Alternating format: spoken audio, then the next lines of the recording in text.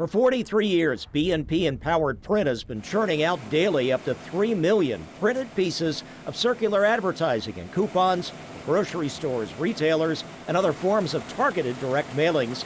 But for the 83 company staffers to make that happen, it takes tons of paper from Canada in their warehouse, which so far is tariff exempt under a pre-existing trade agreement, but also plenty of colorful ink stored in these tanks. The pigments that make up certain colors can only be found in specific countries, such as India and China.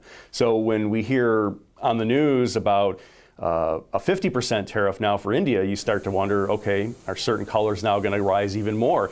Also, the aluminum sheets created as printing templates for the wording and layouts of those printed ads come from Canada and are subject to 50% tariffs. And Majerski says some of their printed material is for Canadian merchant customers. So Canada's reaction to the Trump tariffs have been retaliatory tariffs on goods, trying to go dollar to dollar. And unfortunately, our category of printed products is assessed tariffs. So every time we ship something across the border, we're assessed a 25% tariff on the value of those goods.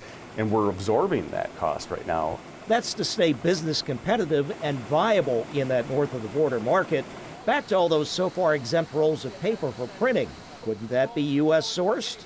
It's more expensive, and then obviously to ship it across the country would be cost prohibitive too. So if paper was affected, that wouldn't be a great option, but we might have to explore that. Has tariff been a concern or an issue we've dealt with in the past? Yes, but never at this level of severity. Majerski says, like many executives and managers, he's desperately seeking some stability on trade issues, but not really seeing it right now. It is very hard to forecast what your pricing is going to be a year or two from now, because some contracts are multi-year contracts. So how do you navigate that? It's a good question. I wish I had the answer. It's challenging, right? It's kind of it's uncharted territory.